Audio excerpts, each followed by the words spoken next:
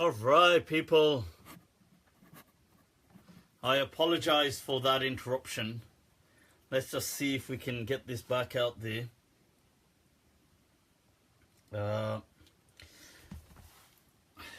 Apologies, that's a lot better. The thing was on this end, I don't know what it had been doing, but hopefully that's a lot better. Apologies. Afwan, lo siento for the disruptions. I'm just going to share this and we'll get straight on our way.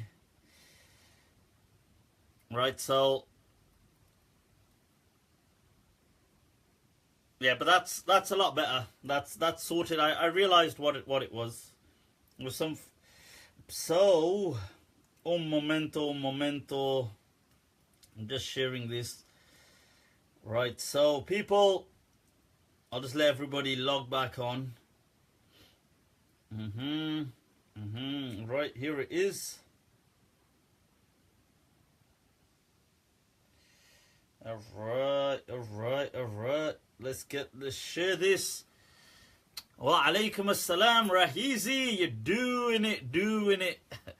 Zara, alaikum assalam. Imam Hassan is in the house. That's what we're talking about, people.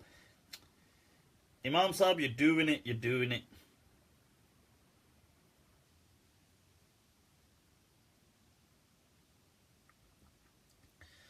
Alright, I'm just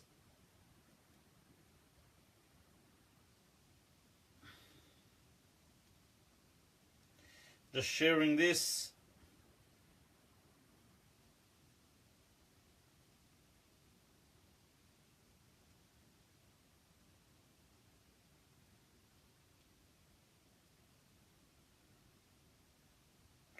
And my battery on this is dying. So, ahlan wa sahlan, folks. Ahlan wa sahlan. I take it this is done. Na'am. Alright, so how are we, people? I was just discussing before I had to reset that about how this last week there was this crazy exorcism story, but it's just, this is unfortunately the sad state of the Muslims, isn't it? It's like, so you get this guy out there, you know, as I was saying, kind of dressed like he's either just come back from Vietnam or he's a reincarnation of Chuck Norris, and he's got this woman dressed like God knows. I mean, just the state of it, just looking at her was like, what the hell? And most people were thinking that's a man in a burqa. But so no wonder she thinks she's possessed. So these kind of things are bad news for Islam, because they make such a mockery of Islam that atheists all combined couldn't do. Alright, people. Alright, those of you just tuning in, click like, click share, get this out there. What's that? He charges £60 and spits at you at the end. Nutty, 60 pounds. What kind of what's this spitting thing? What's maybe this is a new generation thing that we're not. I guess whatever floats your boat, huh? Will you be attending the NAC seminar this weekend? Alright, I will endeavor. Let's see. You know what it is, as a vampire, I usually don't socialize much during the day. During daylight hours, but let's see. Is the Mark and Block crew ready? Are you Muslim or Ahmadi? Whoa! Whoa! Are you Qadiyani? Are you Qadiyani? Why the hell am I a Qadiyani? That's like, wow, what a question. Says that shooting stars, is it permissible to wear skirts? Wear what? To wear shirts? Huh?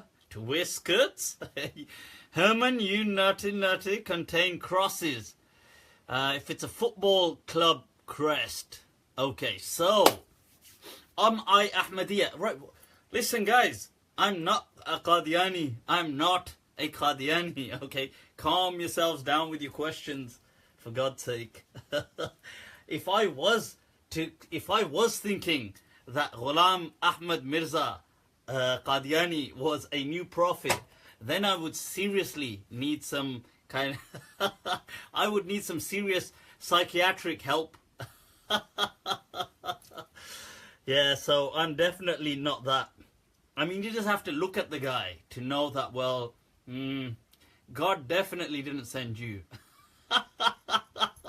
I mean, if God sent somebody looking like that, that'll just be such a disappointment. It would be like, damn.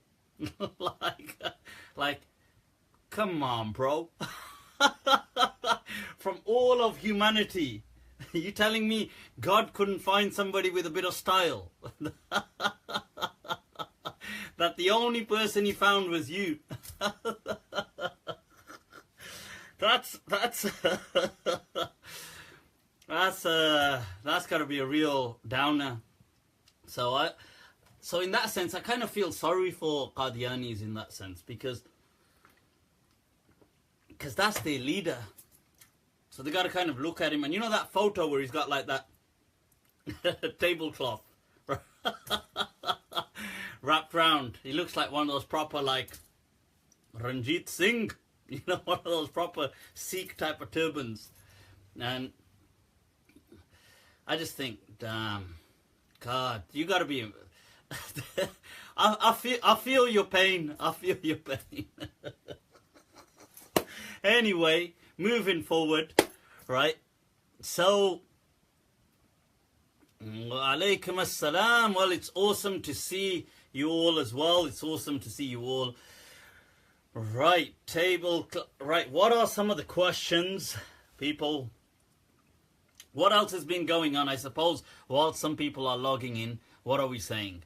Can you explain to us what fitrah is? That's actually a very interesting question, you know. That is an interesting question. Maj, it's nice to see you too. Likewise, the rest of you. Solomon, all right. Que te cuentas, Solomon? How's it going, man? How's it going? Right, so why you shave whilst we've got Afghanistan is on the line to me, people, and Afghanistan is saying, why you shave your beard half? Why you shave your beard half? That's, I don't know why half, you know. I shave from this part here, you know, and this part, because if I shave full, I might get confused with the dancing boys, you know, the you know, Afghanistan, you know what I mean now, you know. But I suppose I'm too old for a dancing boy now, because I watched that clip on social media where the guys in the interview says they kind of accept them up until the age of 25. So I'm too old for that, I'm afraid. You know, I won't quite I won't quite get that attention, I'm afraid. So, right. That one, not nice, that one, you know. But God, you see, that's what segregation breeds, that, people. It breeds this kind of perversion. To hell with segregation. That's what it does. So, but anyway, coming back to, there was an interesting question. No, not an interesting one about Bachabazi. Hernan asks, Cortez, hey, ¿qué estás diciendo about Bachabazi? Right, so let's, speaking about, first of all, fitrah. Fitrah means, in my understanding, like a natural disposition in line with what would be reason. Okay, reason is the kind of, you see, what I don't mean by, reason in philosophy is often equated to things like inductive reasoning, deductive. I don't mean like in that technical sense, but generally reason. Things which have coherence in the human mind with shared intersubjectivity, that that humans can relate to that as a kind of objective measure, like it makes sense. I suppose a lesser version of that is like saying common sense, but reason would be a more calculated version of common sense in that, if that makes any sense. Someone just got blocked. No, I'm not sure if, by the way, you know when I'm pressing this on the screen, I'm not always blocking. What it is this kind of caption keeps coming up. It's not one of those pop-ups. Behave, people, behave. I wouldn't use this iPad for that. I've got a different iPad for all of those uses.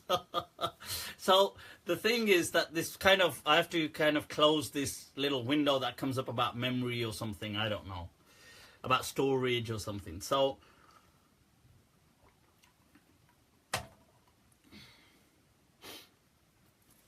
bro, beard is not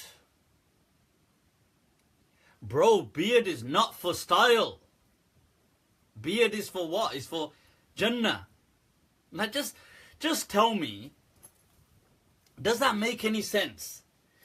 That God who created this cosmos, yeah, such a great and magnificent creator, so sophisticated beyond measure, so intelligent, if we can use the word, if we're using the word intelligent, with all this intricate design, and all, you know, from the infinite to the infinitesimal, the cosmos to the quantum, yeah.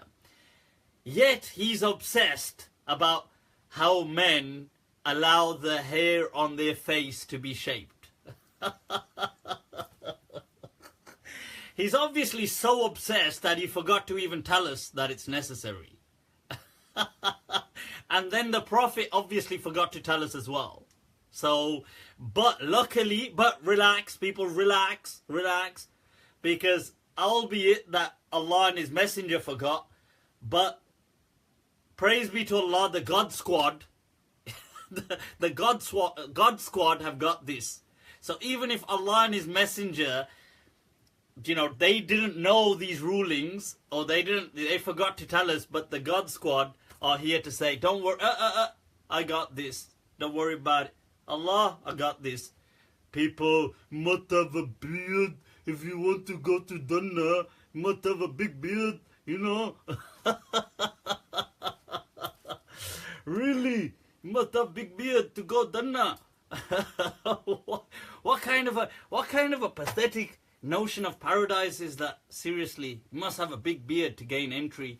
So I read this on the beard. Check this out. I had this, you know, this, you get these kind of viral WhatsApp messages. So I got this message saying, it was in Urdu. So it was one of those, it wasn't to me, but it was like somebody messaging, sending it out to loads of people.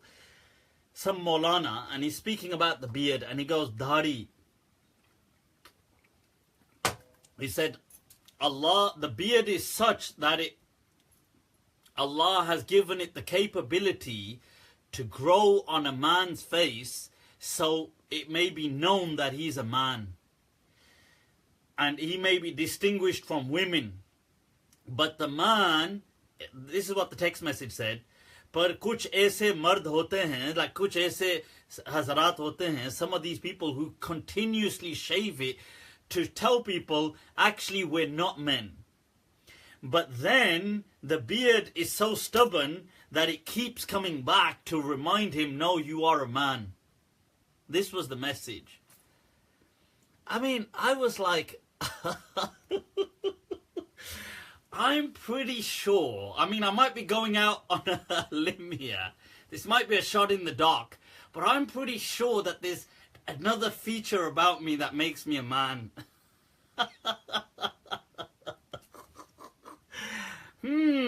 I wonder what that could be.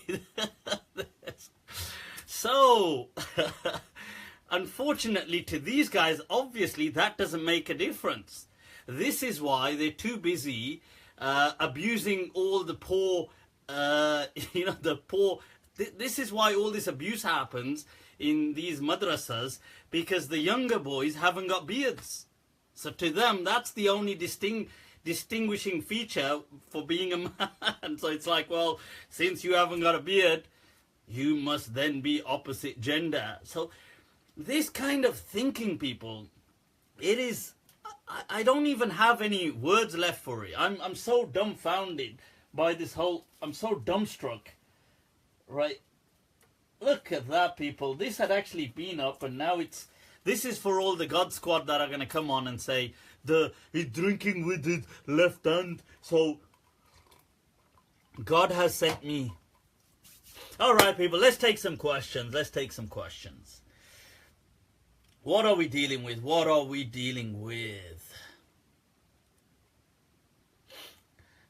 Please find my PM in your inbox. I don't know what you mean. Let's see. Let's go a bit earlier on, people. What's your view on al-Albani? Is he qualified to be a muhaddith? Of course, I think al-Albani is qualified to be a muhaddith, of course. He's obviously passed away. He's a major... He was like the nitro boost to the Salafi movement. And he really put some power into the Salafi kind of movement. So I do accept that he was a muhaddith. I think it's absurd trying to say he wasn't. Doesn't mean I have to agree with him. Let's see. What topic of conversation were you having with Sheikh Atabek? Yeah, this was we had an awesome visit. We were graced with the presence of Sheikh Atabek, and he's an amazing scholar from up north. I'm sorry, I'm just trying to read some messages at the same time. And he came down. He was a great, awesome, and amazing genius of a man, I have to say. I think so. And we had some really delightful discussions, some of which I can tell you, and others I can't. Classified, people, classified.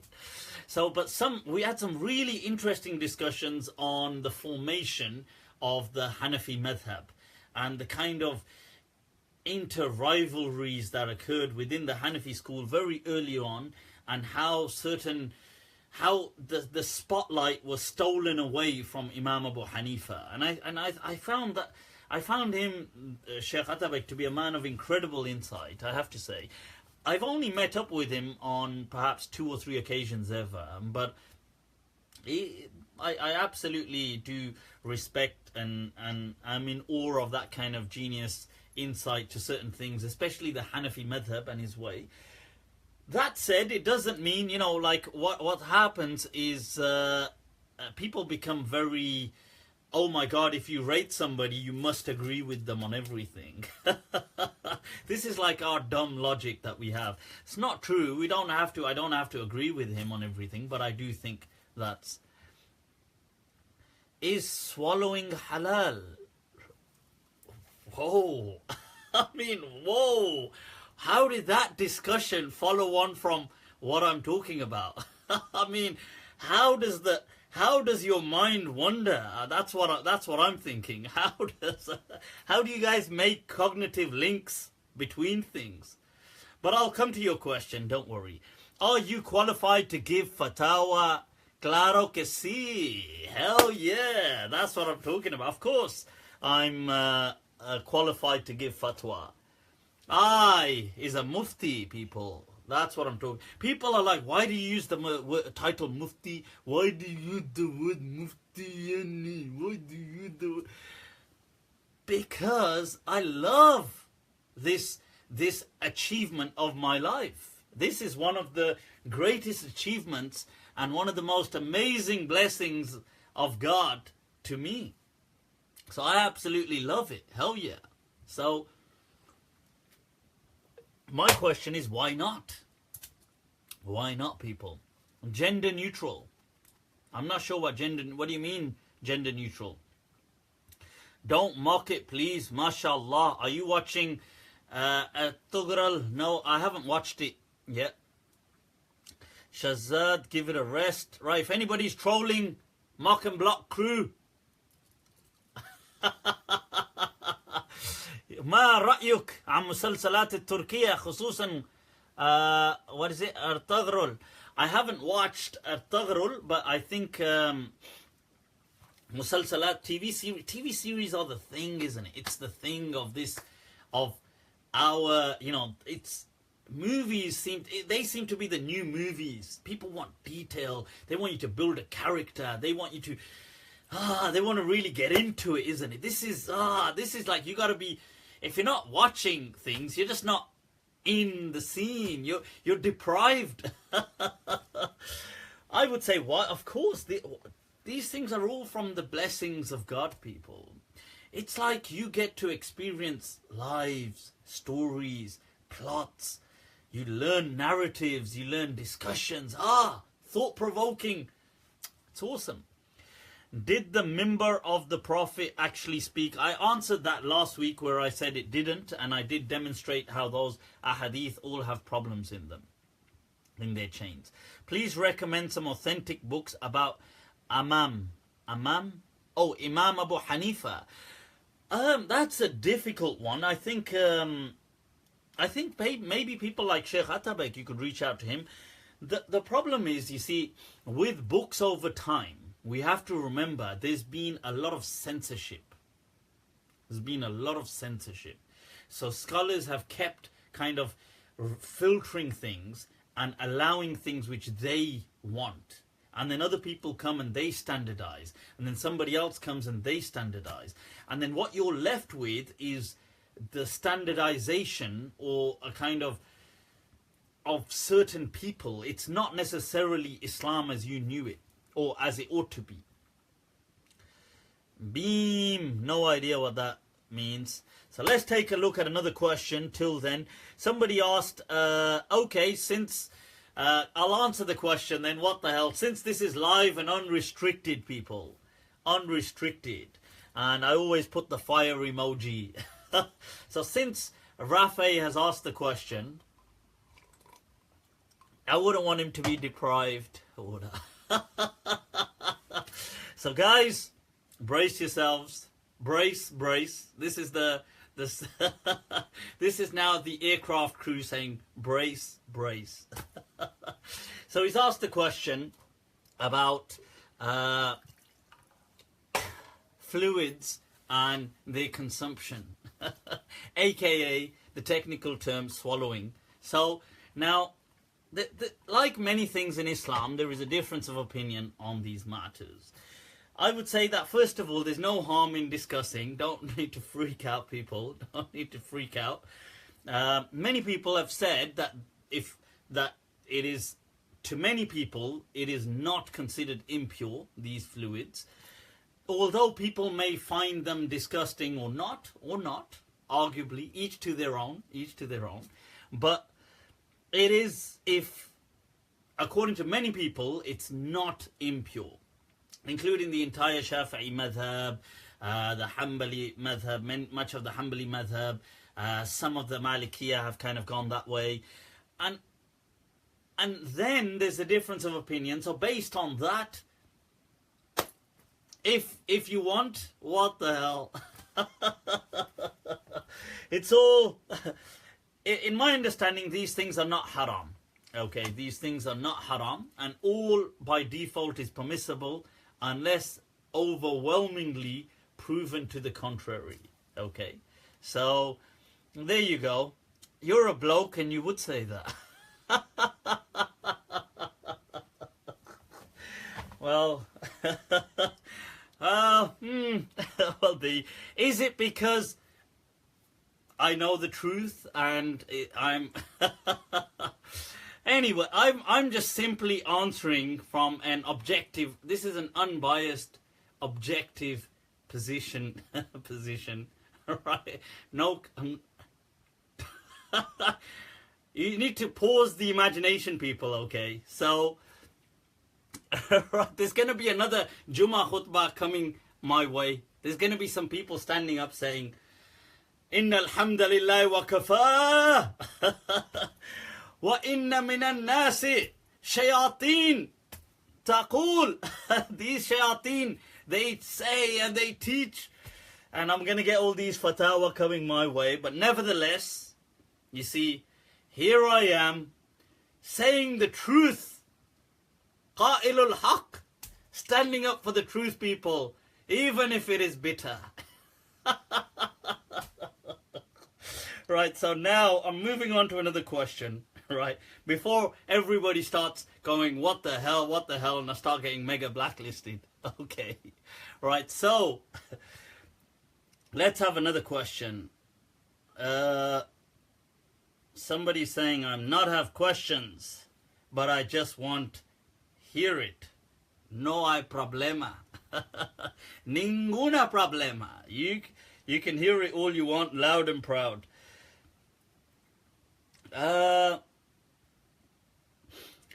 Right, that's an interesting question, but about the Quran thing, and I'll come to that. Requires a bit. I predict some more messy actions will happen tonight, guys. I'm simply here relaying the true information to people. That's all. So, please elaborate on the hadith. About vision and seeing Allah. Is this hadith sahih? Who's seeing Allah? The Prophet seeing Allah? That was just in a vision. I explained that was just a vision. What kind of drama is this? What kind of drama is this? ये क्या हो रहा है ये? क्या है ये बदतमीजी और ये बकवास? This one is not a drama, my friend. This is not one of those Star Plus dramas. Saas bhi kabhi bahu thi. This isn't one of those. This is Facebook Q&A live, Monday nights with Mufti, live and unrestricted. You got to pay the jizya. Oh my God, I've triggered everybody, haven't I? There's gonna be some chaos. I predict some chaos ensuing tonight. So, right, let's take a look at another question. Right, so what are we looking at? When are you planning to visit India? All right, Ilyas, Sheikh G. I would love to visit India. That's what I'm talking about. Phir bhi dil hai Hindustani. That's what I'm talking about.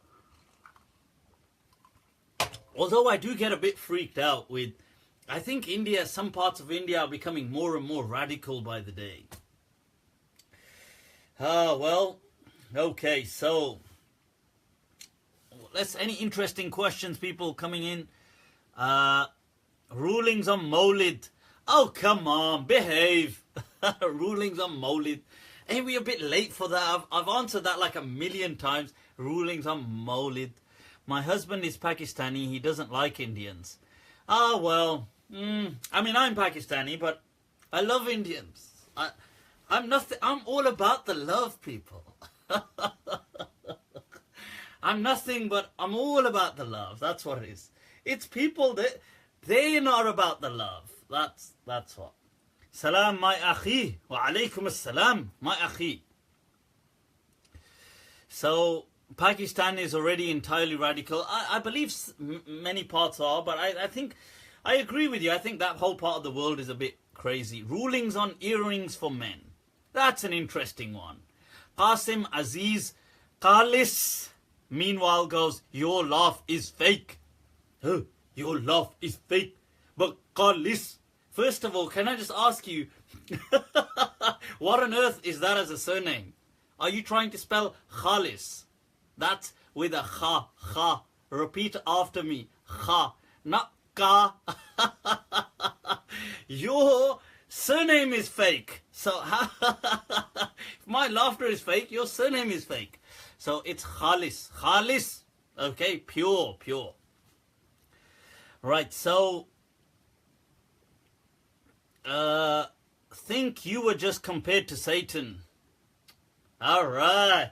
I wouldn't have it any other way. That's what I'm talking about. Right, what questions are we looking at?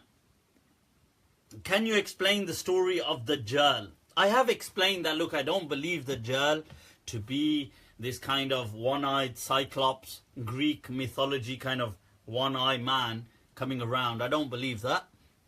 What I believe is when the word Dajjal has come in certain hadith, the Prophet was either talking about numerous things. One, either about the devil, as in shaitan, Satan, or he was speaking about general imposters who would come and claim to be prophets, or he was talking about a time will come when reality will be inseparable from illusion. And I kind of like that interpretation. Black Mirror people. Ooh, look at that. Ooh. Alright, so I don't really buy into the one-eyed, hey, I'm God. Because that's really a bit silly, isn't it, when you think about it? Because if God gives, think about it. For people to become Muslim, they're not allowed to see any hardcore evidence. They're not allowed, like if a person said, I want to believe it, what did the non-Muslims say to the Prophet, the kuffar of Quraysh? That just show us one thing, like send somebody down, or make there be a garden here, and make there be a river that flows, and we'll believe in you. Just one thing, one sign. And Allah said, don't be absurd. Don't be absurd. Then it wouldn't be faith. But when it comes to the Antichrist, oh, somebody's going to say, okay, show me a sign, and he's going to show all these miracles, like bring me back from the dead, do all this kind of stuff. Now, obviously, people are going to believe. And then somebody's going to say, but that's the test. But that's just silly, because what you're asking, that's like a sick test. That's just like, I'm going to show you evidence for something, but if you believe it, that's like a sick joke. That doesn't make any, that's like, what?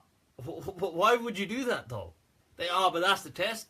No, because that's absurd, because you're showing me concrete evidence and you're telling me not to believe in it, but at the same time you're telling me to base things on reason. So, and then if I do believe in it, you're gonna torture me. Like, what? See, this vision of God is a wrong understanding of God. God is about mercy, people. God is about compassion. It's about love. It's not about this kind of sadistic games with people. It's kind of like, watch how I trip them up. It's like, what the hell's that about? It's like, we used to have this teacher in madrasa, yeah. So this teacher, he made it, I remember we would have like termly exams every 3 months. Every semester we'd have an exam. So I remember he set an exam paper once. And he said, like some of the students asked him, Acha Maulana Sahab, wo acha paper, about the paper, the exam paper, kaisa hoga, like how is it going to be and this and that. He goes, watch. He goes, the way I've made the questions this term. He goes, Bas, pass karke dikha dena. Like, you just watch, just show me if you can pass. I'll rate you, watch. And I was like, what? That's dumb. Like, that's you're supposed to be testing us if we've learnt the stuff. You're not supposed to be setting us up to fail. That's like a sick game. like, watch, like I'm going to trick you. I'm going to make it so difficult you'll never pass. like what's the point of that? That's not how tests are meant to be. You're meant to test us that if we've done the stuff, we should pass. Not like, watch, if anybody passes this, I'll rate them.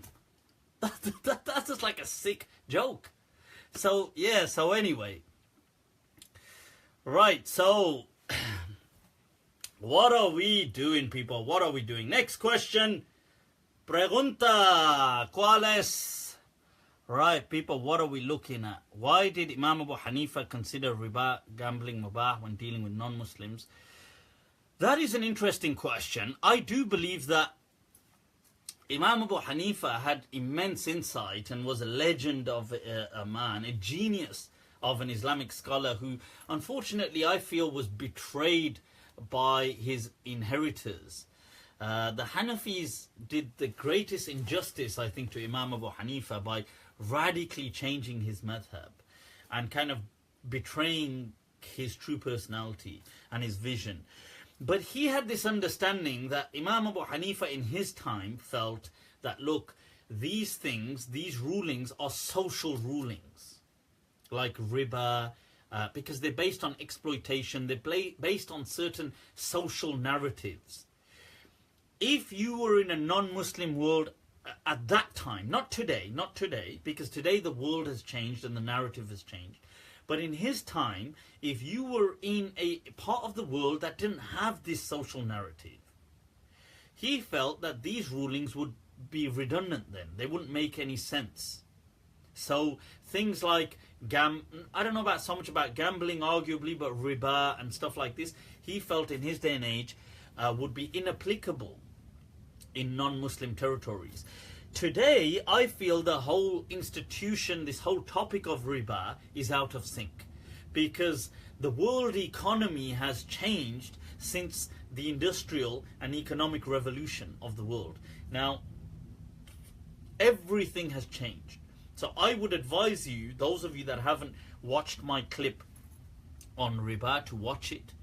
Riba was speaking about exploitation. It wasn't speaking simply about taking something like double, like so for example, it wasn't, look, listen, if you give me this, I'll charge you this. It was about the exploitative element that was deemed unacceptably, intolerably haram.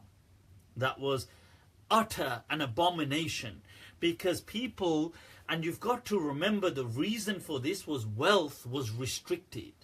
Wealth was gold.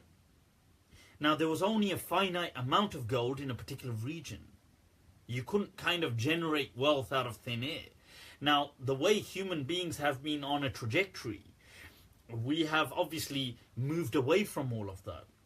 We took it to the de-elementization of money and took it to paper, and that was like money 2.0.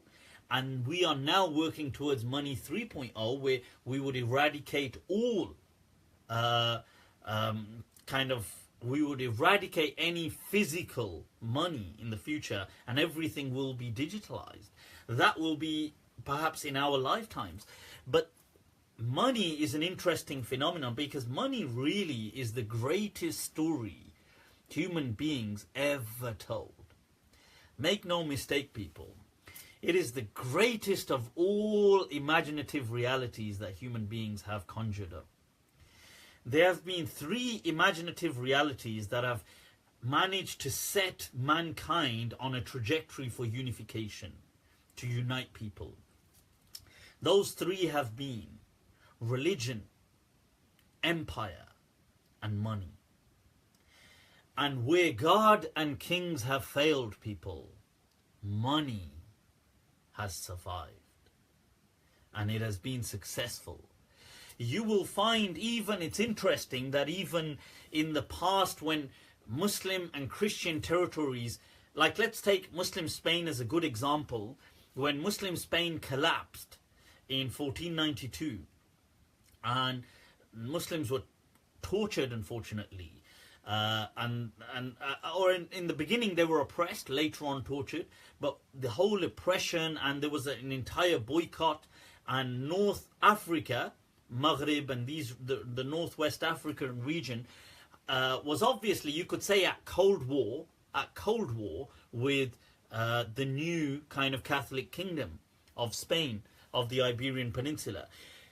Yet, despite and mosques were destroyed, and Christians and Muslims were killed on both sides, and cursed and insulted and denigrated, yet whilst all that was going on, the Christians would have no qualms in printing gold pieces that had on it La ilaha illallah, that there is no God but Allah, to trade with the Muslims of North Africa.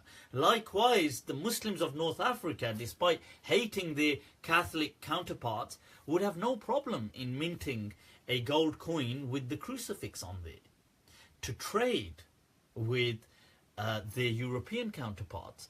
Because where gods and kings have failed, people, dinero, money, has succeeded. It It is unquestionably the greatest, one of the greatest stories that man or humans have ever invented. And it is testament to the genius of this being that Allah created. This human, this figure that Allah created, has set up so many imaginative realities. They have no existence. Yet through it we change the world. We feed people. They are fed, they are clothed, they are taken care of, they have security, they prosper, they have happiness in their life, they manage to accomplish things. They all on the basis of just an imaginative reality. And that, people, is where Allah said to the angels that inni a'lamu ma la ta'lamun, that about this insan I know that which you cannot fathom. This insan is something else. He is another thing altogether. So it's not just about money. I don't mean to say this about money per se. I'm not saying this out of a greed aspect. I'm saying this out of an appreciation for humans' imagination.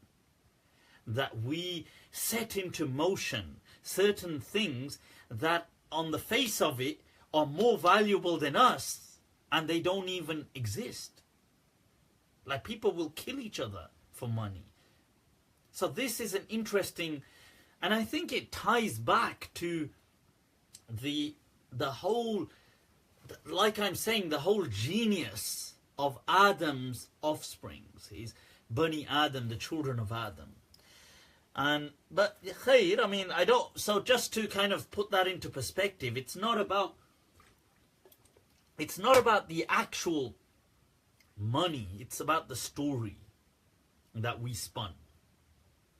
Human beings, huh?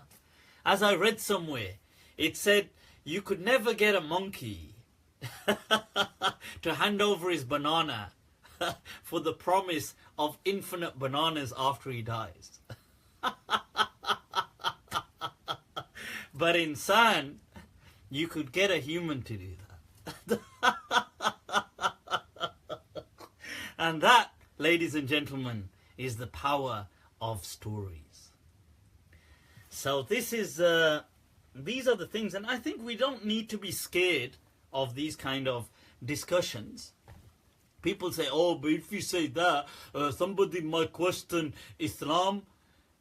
Let them question Islam. We shouldn't be insecure. We should never be insecure.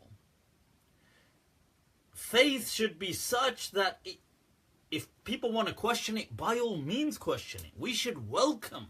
I honestly welcome people. If people have doubts, I'm a human being. We all have doubts. So we shouldn't kind of shy away from these things. Nobody's scared on giving their bananas away. But I read that and I thought, what an amazing kind of analogy. And it also said, it said that, you know, and I've mentioned this before, that if you put one man on an island and he had to survive, and if you put a monkey on an island and the monkey had to survive, you would actually put your money on the monkey, because the monkey could out-survive a single human being in the wild. In fact, most animals, a singular animal, an individual animal, could out-survive an individual human stranded on an island. But you get 1,000 monkeys and you get 1,000 men. 1,000 men, they could defeat any creature. No matter how abundant those creatures are. And the question is, because why? Because human beings can create stories and narratives by which they can cooperate. It's interesting. But let's move on to some of your more fascinating questions, people. I'll leave my insanities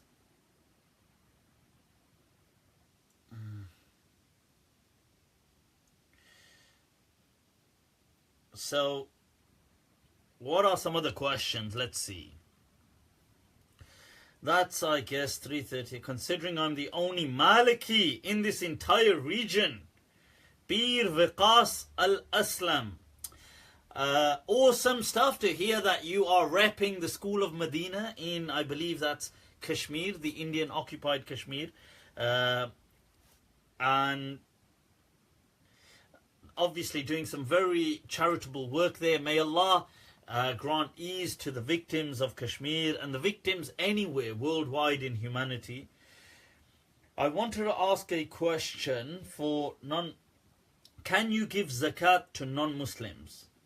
Okay, I want to ask a question. The right to polygamy. Why can't a woman exercise polyandry? A woman exercising polyandry. Ek pool or do mali. You know that old, there's an old, you know these old Bollywood movie titles? Ek pool do mali. You know, one flower, two gardeners.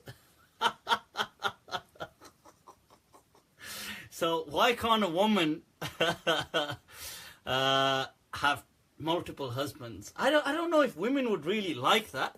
Or maybe some would. I don't know. I mean, let's. You see, I'm talking about it, and you're imagining it. So now I heard that in one of these cartoons. I won't go there. Okay, let's stop that. But right, so polyandry. I think, you see, science teaches us that men by nature are very polygamous.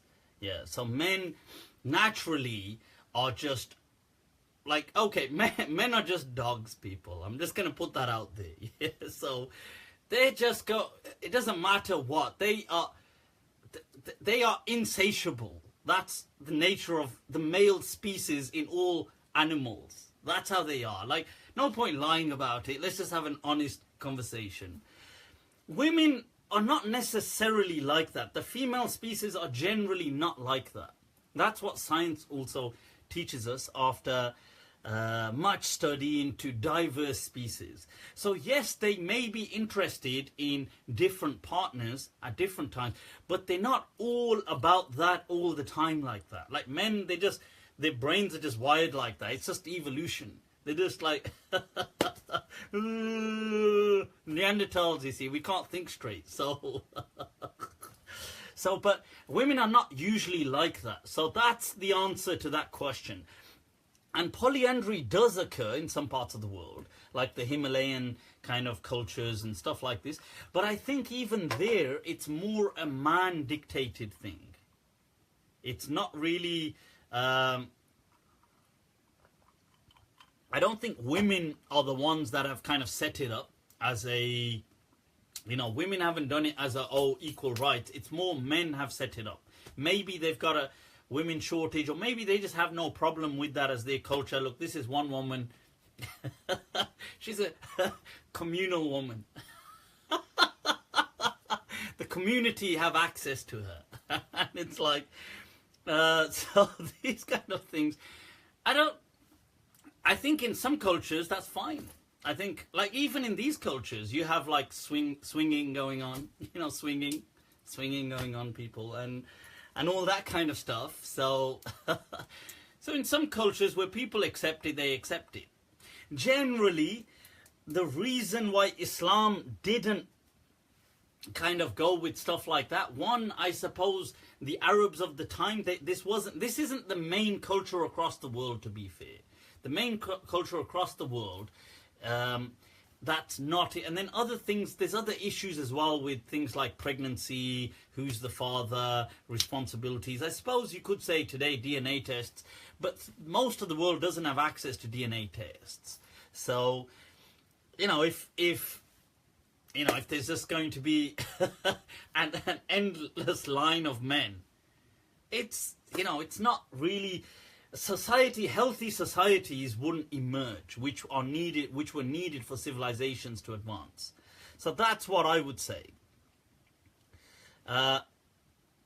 Polygamy, I think, you see, I think, I know, you know, the Americans have this huge thing, they're like kind of anti-polygamy and stuff.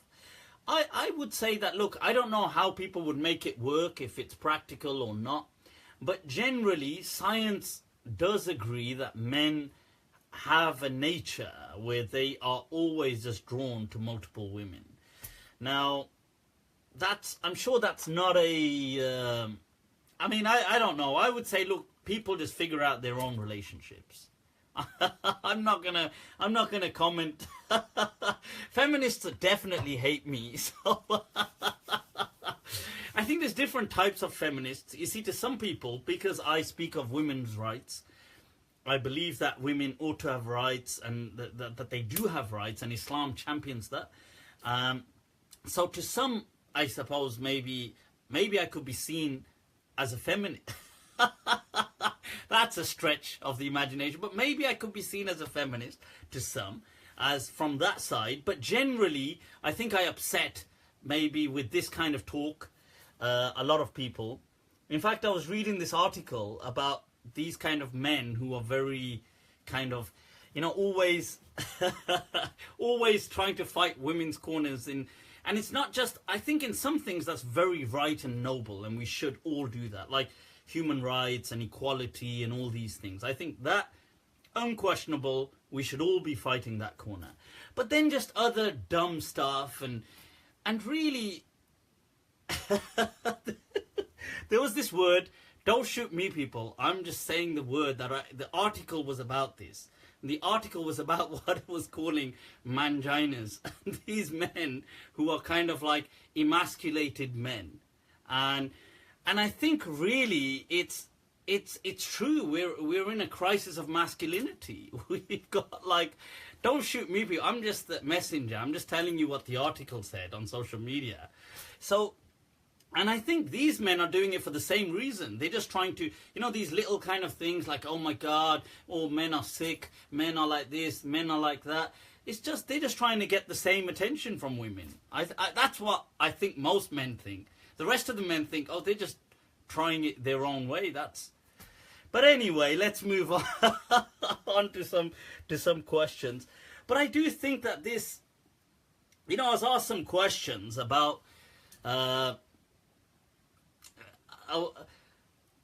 obviously I get asked a lot of questions about kind of relationships and things like this.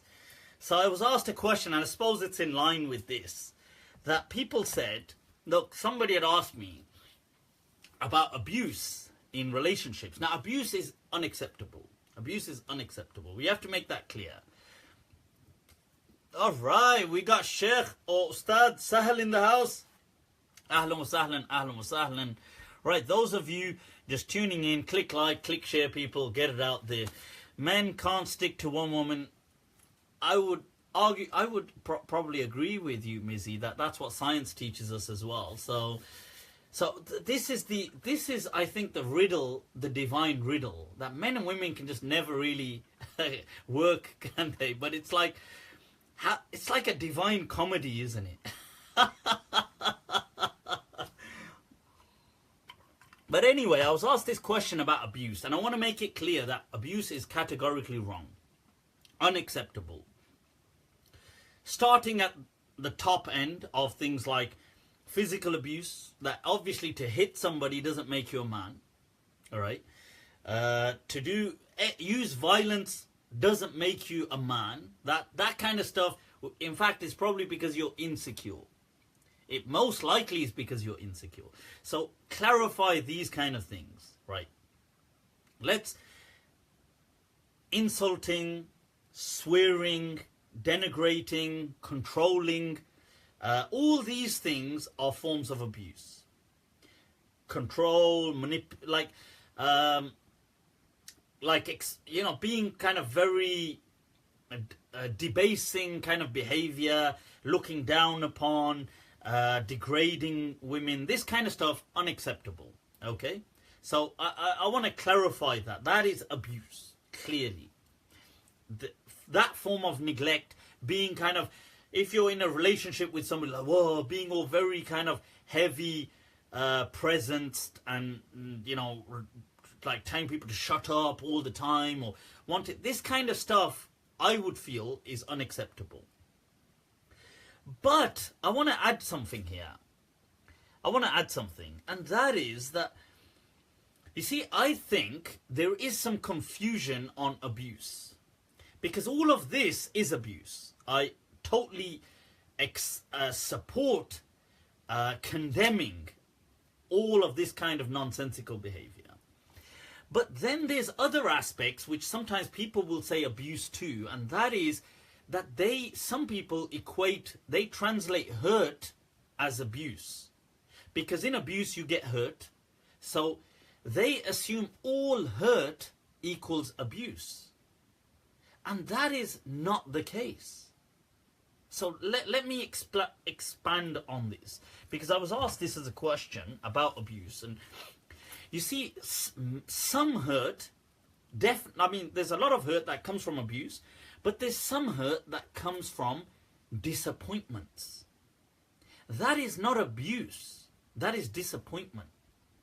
So for example, let's say you have a friend, one of your friends, and your friend decides to, let's say you were going to go somewhere on a holiday or you were going to do something. But your friend decides to go with another friend. That person's not your friend. Let's say he decides to go with somebody else. Doesn't go with you. You would be hurt. You would be hurt. That's true. You would be hurt. But you haven't been abused. There's a difference. You've been disappointed. Let's say your friend no longer spends that much time with you. He spends time with another friend. You would be hurt. But you've not been abused. You've been disappointed. So abuse is the thing that's done to you directly. So like a person coming to you and being like rude to you. But let's say somebody is good to you. Let's say your friend to you is good. Chilling, happy, laughing, whatever. But decides to not go somewhere with you. He wants to go to the movies, or he wants to go to the gym with somebody else. Making it personal now. So now, this is not emotional abuse. Because emotional abuse would be if they were insulting you, if they were taunting you, if they were denigrating you, torturing you on an emotional level. Not the absence of what you wish them to be. That's disappointment. That's what it is. So now, this thing, you see, disappointment, now with friends, we wouldn't call that abuse. That, oh, my friend went to the movies with the other friend, I've been abused. That's dumb. But, you see, people with friends, they recognize that to be absurd. But in relationships, all of a sudden, they don't make that distinction. So let's say people will say, oh, like I've heard some people say, my husband goes out with his friends. So I've asked them, but how is he with you? And they might say, oh, he's okay with me, but why does he go out with his friends? This is like he's not giving me his time. This is neglect. This is abuse. And you think, well, no, that isn't actually abuse. That's just disappointment. Like you want to control him, let's say. But if it's the other way round, let's say if a man was controlling a woman, people would it would be all, all hell would break loose. But this way round, it would be seen as, oh, that he's wrong. So I'm just giving an example that people need to understand and make a distinction between disappointment and between abuse. I'm sorry, Abu Muhammad Hamadar. Alright, doing it, bro, dude. This is a shout out, special shout out going out for Dar, right there. The Hammer from London. Right, so now, very similar to what happened with the... I'm not sure about the Aziz Ansari controversy, but I thought it's important to mention this because nowadays it's too easy. I think sometimes the term abuse is abused. I think abuse has to be treated seriously, but sometimes this term itself is abused. Like anytime somebody's upset, they would cry abuse. And I think that then takes away from the true victims of abuse. You know, it's like those women who said that they got really offended about the BBC kind of scandal, saying that, look, we're actual rape victims and you guys are doing this hoo-ha about a guy, you know, put his finger, like he touched my kneecap. Like, so this was an interesting kind of thing that was in the media, in the BBC about a month ago. So I just thought I'd touch up because I had some questions on that. Right, let's move on to the next question. Recommend any hadith scholars? Let's see any hadith scholars. There's many great. If you mean here today, Sheikh Akram Nadwi is an amazing scholar. He lives in Oxford and he's got quite a few things online. So if you reach out to him and watch his stuff, inshallah. Ahlan wa sahlan, Bir Waqar, Zara, Nadim, ahlan wa sahlan. Jimmy, those of you just tuning in, click like, click share, people, get this out there. Is it okay if I'm watching this live whilst fil hammam? What do you mean by the hammam there, bro? Why are you watching me?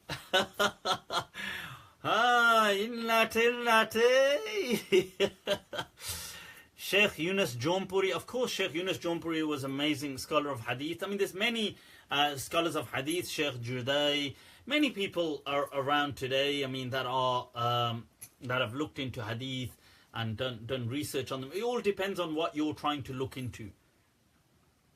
Saima Sahir is saying, I refuse to share it, I'm too scared. Look at that. Face your fears. Face your fears, people. Click share, click like, get this out there. Let it be known. Who was Junaid al-Baghdadi? Junaid Baghdadi is arguably a scholar from the past who is more so known for his role in the kind of Sufi circles, tasawwuf. He was all about kind of spiritualism, but also that kind of mysticism, which he's a huge figure. I mean, he's generally a respected figure within Islam, but he's a highly venerated figure within Sufi, the Sufi circles of Islam. Join the dark side. Why do you think about halwa? Halwa. I don't think about halwa. Free Zain Hussein. Okay. Guys, let Zain Hussein go. Whoever that is, I don't even know who that is. But why are you asking me to free him? Okay, guys, you can take off those handcuffs and yeah. I'm sorry, we mistook you for somebody else we were expecting. Well, your opinion on, you see, I'm not sure I fully understand the Itmam. I think it's called the Itmam al-hujjah, but I think I in essence see sense. I think Allama Javed Ghamidi Saab has in some of his speeches spoken about how he believes that in the Prophet's time, when the Prophet wrote letters and things to certain non-Muslims, with that he kind of sealed. I need to really fully understand, make sure I mean by that, make sure I completely understand and haven't misunderstood his argument, that he feels that it's not an obligation to be taking Islam to non-Muslims. It's okay if you do, it's good if you do, but it's not an obligation. He's not the first person to say that. People like Abu Bakr ibn al-Arabi, and in his commentary on Tirmidhi and other books, have already said this, that it's not an obligation for Muslims to be preaching Islam. In fact, Ibn al-Arabi puts it to the kind of political powers. You see, it's interesting how he linked it in with politics. He put it into the ruling kind of the emperors and the dynasts, the kings. It was up to them to do things. And he said for Muslims it was just recommended, mustahab, if they did da'wah or not. And I would totally agree with that. I don't think you need to go around trying to convert people. I think it's a miracle that people convert. I totally am shocked, actually. Because have you seen the state of Muslims? It's so difficult. Muslims are so difficult, honestly. Wow. I don't know how people do it, honestly. I don't know how people do it. So, what are the origins of the black stone? The black stone. Carlos Chow. Right, so, block Sayyid Baqir. Okay, guys, can you get on it? Mock and block crew. If I see him, he'll be blocked. Right, so what's my views on Ibn Hazm? I'll come to that. Right, so some person hating on Muawiyah radiallahu an. Muawiyah radiallahu an was a legend. I admire totally Muawiyah radiallahu an.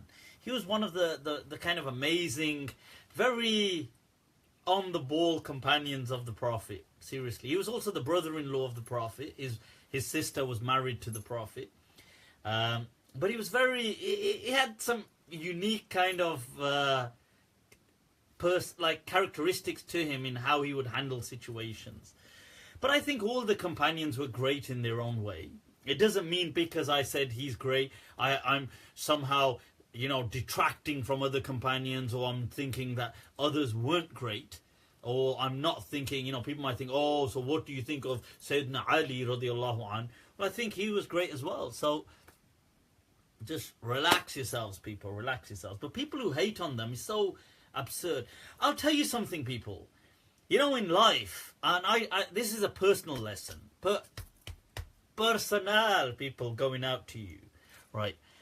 In life, try not to ever be hateful towards things. Seriously, try not.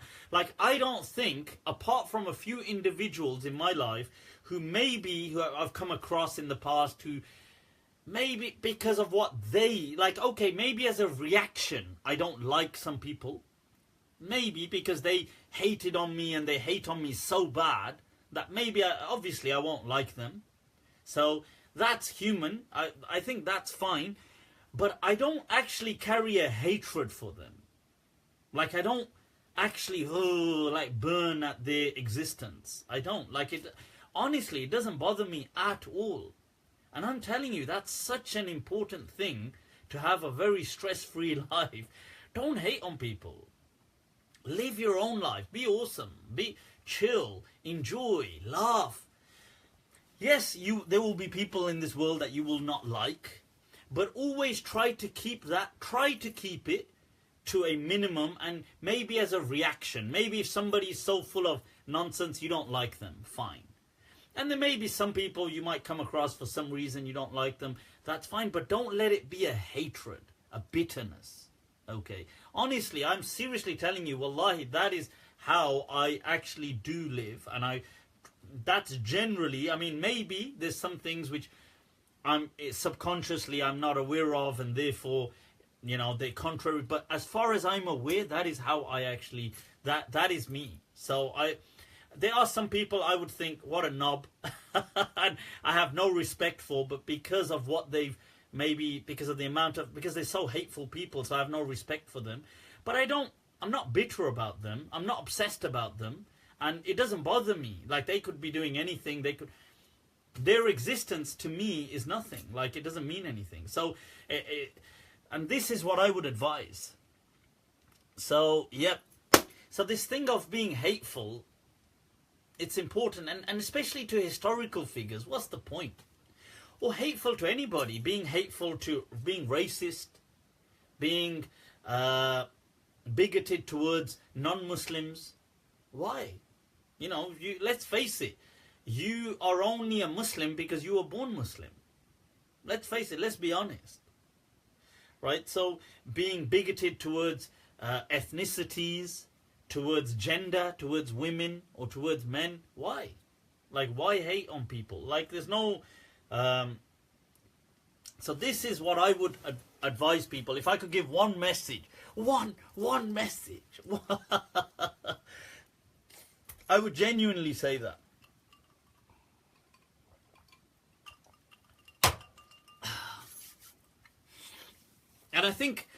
I think my problem is I upset people too easily.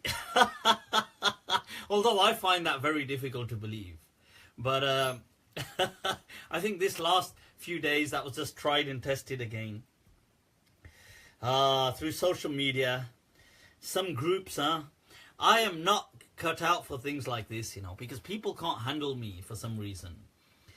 I think I have that kind of Marmite effect on people. They either love me or they hate me. There's no kind of in between. So it's that Marmite effect. Could a Christian and a Muslim pray together? Of course they could pray together, Josh. Why not? We should, if you want to pray together. Should we be allowed to hate on men every now and then? Why be bitterful? Why be bitter? And against... And I tell you something. Since a woman has asked this question, you see a lot of this, and I said this earlier on, and I'll just tie this into that topic I said earlier on about this kind of hardline feminazis, kind of these hard-wing kind of feminists. It's really just because, and I'm not wrong, it's really just because they've had a bad experience with some men. That's all it is, isn't it? They've come across some men who they've had a bad experience with, so they hate men. But why be bitter? Why? Life's too short. Enjoy it. Yeah, there's going to be good people. There's going to be... I said already, and I'm not lying. I just put it out there. Men are dogs anyway. I put that out there. But if we're going to be honest, you're going to find nice people. You're going to find, pathetic, dumb people. All races, all ethnicities, all gender, whatever. You're going to find that everywhere. So there's no point. And this isn't a principled thing. It's like... I got into this discussion, and some people said, oh, what, I ought to condemn men who lie to women. Let's say they may be cheating, or they may be doing things like this, and this ought to be a kind of... And I said, look, I'm who am I to condemn anybody? People live their own lives. Why should I be condemning? And I gave an example where I said, look, if you're talking about lying... I said people lie on their CVs. And I don't see people getting so personal about that. And somebody asked me a question, would you equate lying to women and lying on a CV as the same? I said, no, lying on a CV is actually a crime. And it's punishable by prison. Lying to women ain't a crime.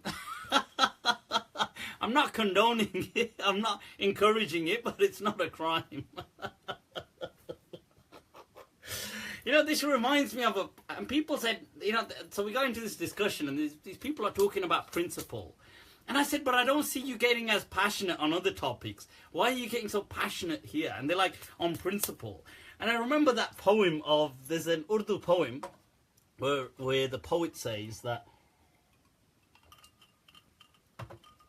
he says, "Kaun kisi aur ke khatir rota hai dost?" That who is it that cries for somebody else? "Kaun kisi aur ke khatir rota hai dost?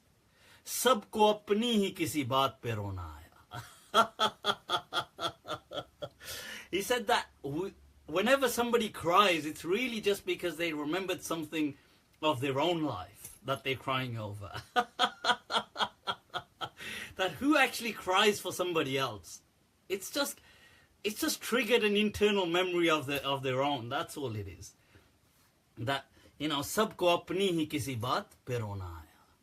And that is so true.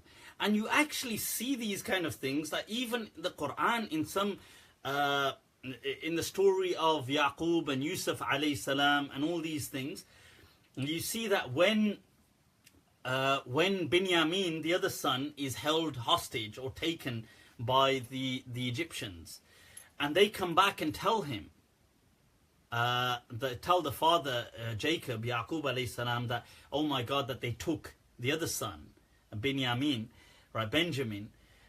He says that, he says, Ya asafa, but he kind of cries out, and وَبْيَضَّتْ عَيْنَاهُ, and they say, he cried so much.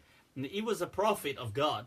He cries so much, and he says, "Ya asafa ala Yusuf," and he remembers the tragedy of Yusuf.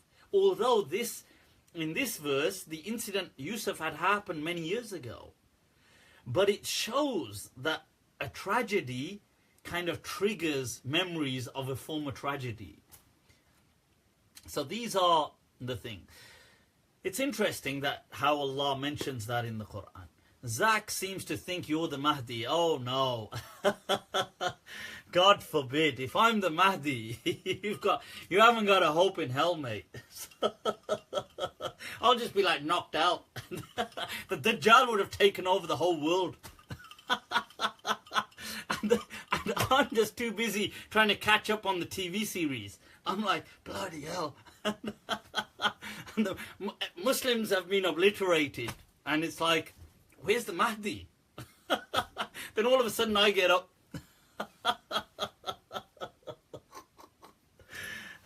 You wouldn't have a hope in hell, people, if I was the Mahdi. And no, I don't believe in a Mahdi, if that's what you're asking.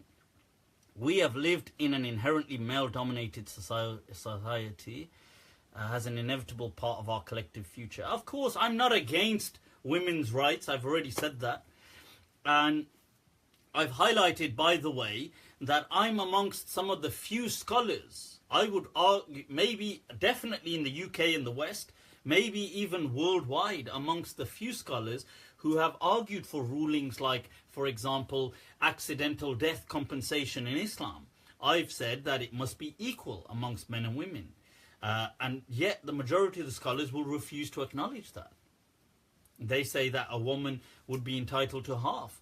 And I think this kind of stuff is nonsense. It actually clashes with the Quran and Sunnah. The Sahih Hadith of the Prophet is that al-mu'minuna tatakafa'u dima'uhum, that Muslims, they are all equal, men or women. But the scholars seem to leave that hadith and they seem to go with some weak hadith. So on many issues, I champion these kind of things. So I'm not against in any way, women's rights and stuff like that. As to the question on nail polish, of course, I believe women can wear nail polish. I don't know why I'm looking at my nails. I don't wear it. Qasme, I don't. But women can wear nail polish.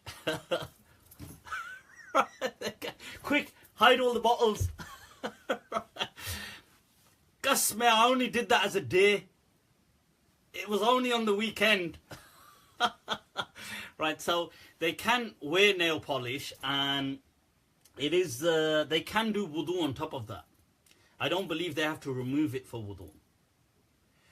Right, so that's that's my understanding. So I think that's fine. Women can wear that. They don't have to remove it for wudu.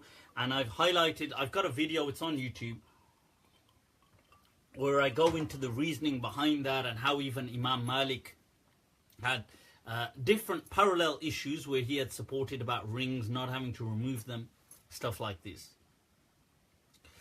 Qareen, I believe that Israel has the right to exist. Keith, interesting. I mean, the thing is that, Israel is a complicated issue.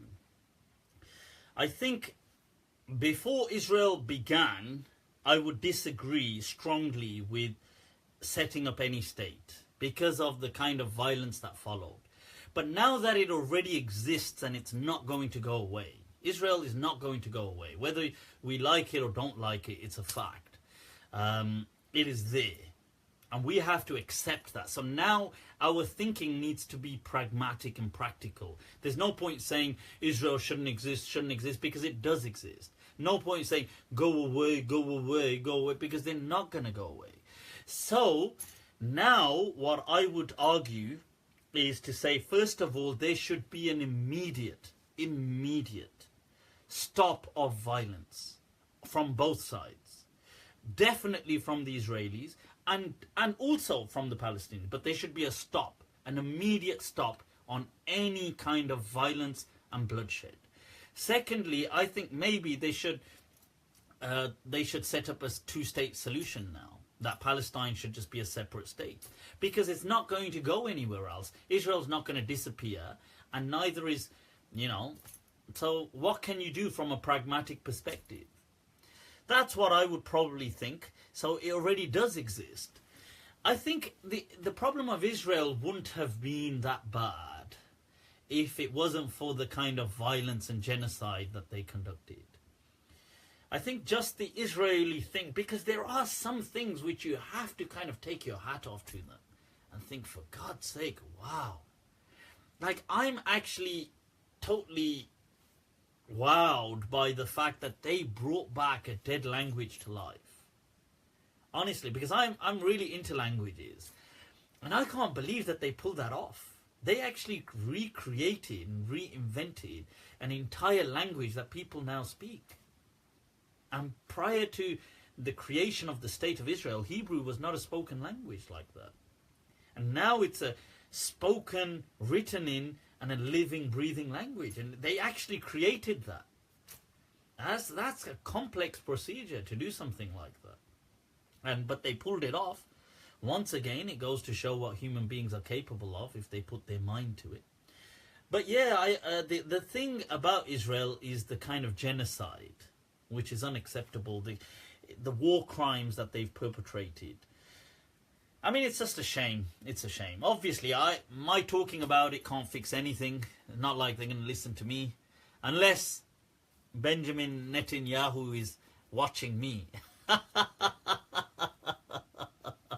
In that case, go to hell, goddammit. You butcher. Right, so now, yeah. Next question, people. Next question. Let's take... Right, there was some questions. Shall we do some rulings on Valentine's Day? Hi. Valentine's Day, people. You naughty. What day is Valentine? It's not a Monday, is it? Is it a Monday? Valentine's Day. Is it going to be a Monday nights with Mufti special? No. Right, but let's see. So, I'm just going to bring up some of the questions. If you want to do some rapid round, can non-Arabs make salah in their own language when alone? You see, they can make dua in their own language, but I think salah has a certain ritual to it, which is there, which we generally go with. That's my understanding. So I would say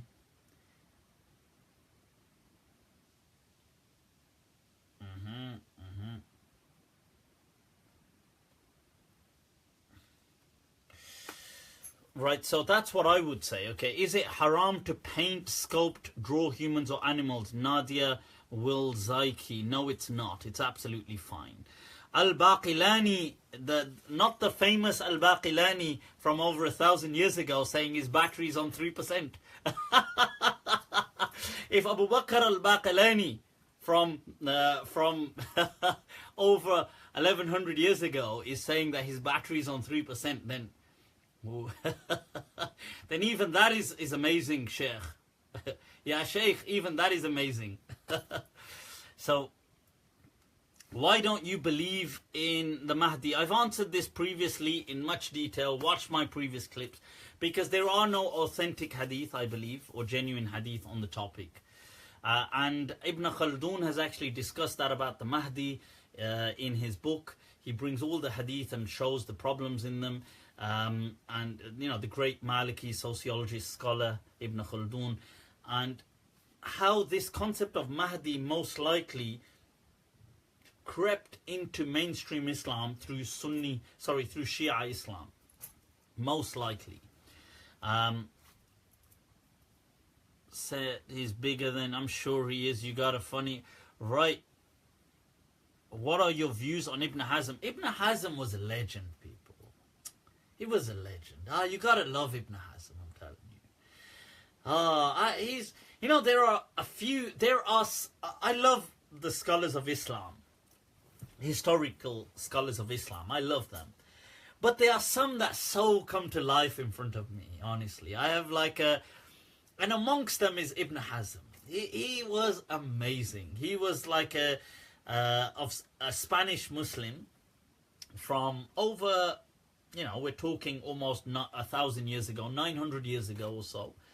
Plus, he lived in Cordoba in Cordoba when it was thriving. He wasn't originally from there. I think he was originally from Seville, but he moved to Cordoba, and he was from an aristocracy. It was a very wealthy kind of background to him. And then he wasn't interested in Islam as a young person, but as he grew older, he kind of developed a passion for Islam. And then he kind of adopted his way of thinking was that we only stick to Quran and Sunnah. And he rejected analogy, making analogies on rulings. So he's written he was a major hadith scholar. His book, al-Muhalla, is in print. It's an amazing book on the Sharia of Islam. He's got books, his book Ihkam in Usul al-Fiqh. He's got a book called Tawq al-Hamama, the tail of the dove or the ring of the dove. And it's about the psychology of love.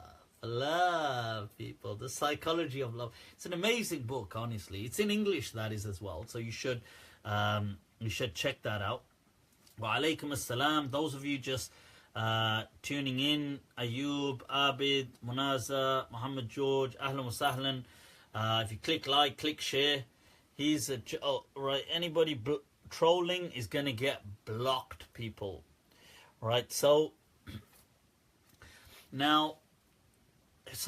And some of the things he's really well known for, like music. Somebody's asking about music. Ibn Hazm argued passionately, demonstrating that there is nothing in Islam to show that music is prohibited.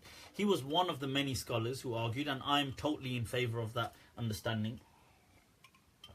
Music is not haram. And Ibn Hazm was... it's interesting because he was a Don scholar. He was very aggressive in his approach, very radical in his thinking. Radical not meaning extremist, but radical meaning different in his thinking. He challenged the scholars of his day and age, very provocative. He would cuss the hell out of people. Oh my God, his cusses are so funny. They're hilarious, honestly. And they say about him he would dress differently. They say that he would dress different. I don't know exactly how he would dress, but he says in his books they criticize my dress for being different. He had a fascination with women. Nothing wrong in that, people. So he writes, his book on love is very interesting, and he writes about that. He writes, you know what's interesting? Here's an interesting thing I'll share about him. In his book on love, he's speaking about features, and he says, and look at the conversations he's been having with his dad. So he speaks about when a person is infatuated with somebody, their features become dear to them. So he says, like, let's say you totally are besotted by somebody who's short, or somebody who's of a particular complexion or a particular thing. Now, other people with those features, you will also kind of be lenient towards. So he's speaking about this in his Psychology of Love. And he has a section where he speaks about, like, he says, so as an example, he says, like, his father told him that his father used to like blondes, like blonde women. And you got to remember that back then, in Muslim Spain, when Muslims were kind of like doing it, and back then, the huge empires, it wasn't necessarily the in thing. Like, people generally prefer dark-haired women, like black-haired or brunettes. This has usually been the kind of the whole Arab Muslim thing as well. And obviously nowadays, I suppose, in recent years, with the whole culture and the shift to the West, I suppose people may have that thing with blondes. But in his time, it was rare that people had a kind of fascination in that part of the world with blonde women. So he speaks about his dad told him that his dad had a fascination for blonde women. And then he says that himself as well. He says, and me too. He says, I find myself more attracted to blonde women. And then he says, although that's rare in this part of the world, because most men like kind of like black-eyed, black-haired women. And so he speaks about, and it's really interesting, these conversations he's having in this book. And you think in the conversations he must have been having with his dad. He must have been like, "To bete, जी अब्बा, तो आपको कौन सी औरतें अच्छी लगती?" Obviously, why on earth he'd be speaking Urdu, I've got no idea. نعم يا أبتي فأي النساء أحب إليك. So this whole thing is, it's very interesting, the kind of transparency of talk. That's just a little feature. He doesn't go. But what is interesting is he speaks about a certain woman he was always very fascinated by, and he used to fancy the hell out of.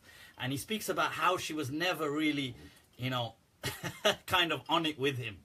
And he speaks about how they get separated, and then he goes his way and she goes her way, and how he meets up with her many years later.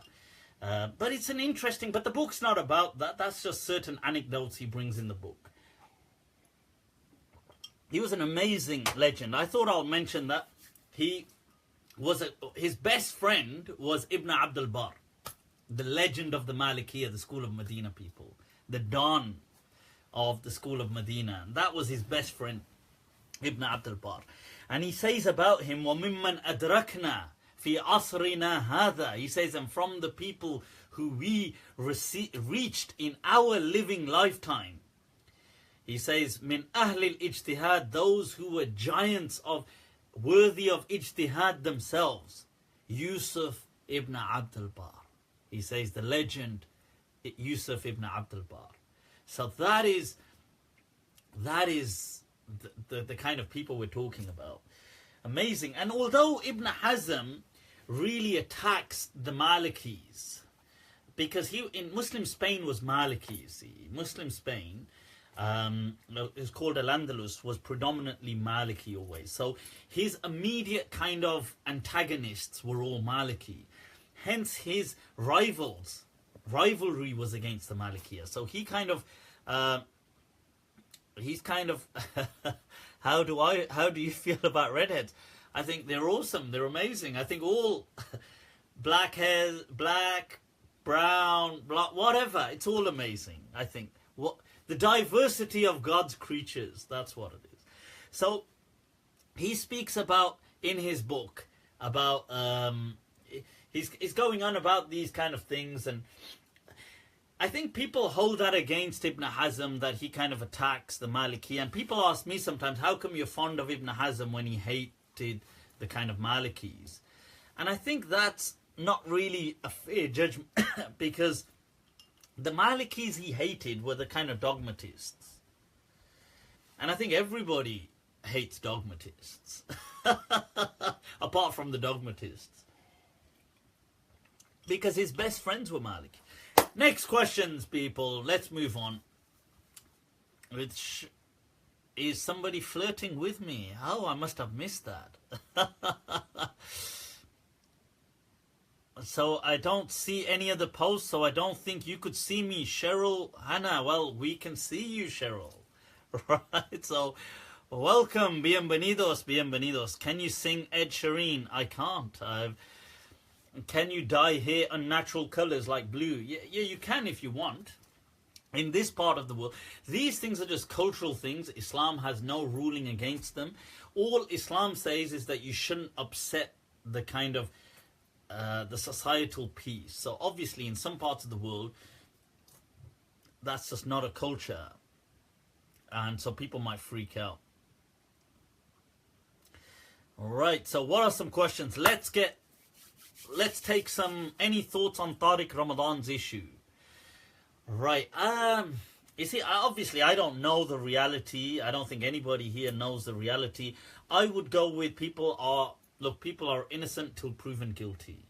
Okay, if there's a trial, he will run trial. He's been accused of certain things, of rape and stuff like this.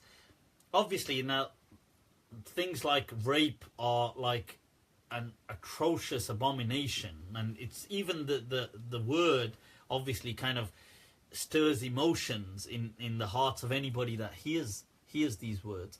And I think the sentiments against the concept of rape are good and justified. So the fact that people hate this is good. But I think just because somebody has been accused by that, we shouldn't straight away jump to conclusions.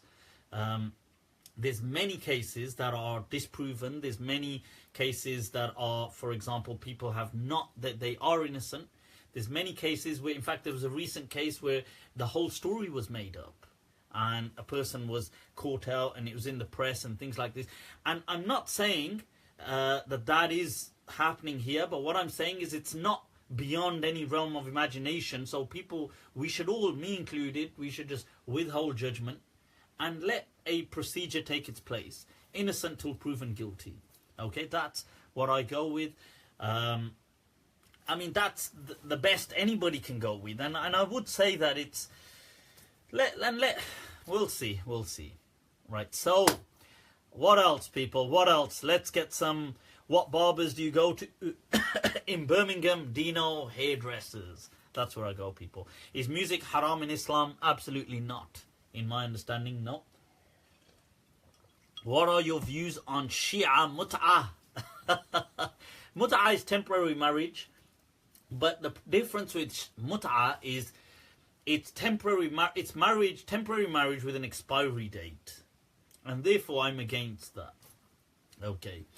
But if people had a relationship, how long that relationship lasts is up to them. I don't believe we have the right to judge people. I don't believe we have the right to impose our values on other people. Look, people, we have to understand that people like people. So if they like people, let's say somebody, the scholar is right about it. If people like people, they're going to want to have sex with them. Not everybody they like, obviously, but I mean, or they like in a different way. And that's not an excuse for when Qadi Saab's trying to do that and you're like, and he's like, but I like you. But what I'm trying to say is if that is the reality, that's a human and animal reality. Therefore, people will have relationships, and Islam has put certain things in place, and if people have a relationship, as to how long that relationship lasts, it's up to them. It's not for other people to superimpose and say, no, the only way, if you want to have, if you want to be with somebody, if you want to be intimate with somebody, you got to be stuck with that person for life. I mean, it doesn't have to. This isn't Christianity. I'm just saying. So, you wouldn't accept that in any other concept in life, would you? If you said, like, the only way you can have this drink is if you only have that drink for the rest of your life. And that applies to men and women, not just to men. So, you wouldn't accept this concept with anything else in life. So, leave it to people. Leave it to the ones who want to choose. Some people may want something. They may want it to last forever. Alhamdulillah, may God bless them. Some people may not want to, last forever. May just be like a weekend. I'm going to get some serious khutbahs against me, ain't I? Am I going to get demonized after this. Look, I'm just being honest. I just say things that are real. People get upset. I'm not trying to say go out there and do this. I'm just saying let people be people. Don't superimpose. If you don't like something, you don't do it. It's like people get so upset with my rulings. Like, oh my God, you said this. You said music is not haram. Well, don't listen to it then. People go, oh, you said, I still get this. By the way, I still get this on the masturbation issues. People are like, oh my God, he said masturbation is not haram. Oh my God. Oh my God. Oh my God. you think, well, stop doing it then.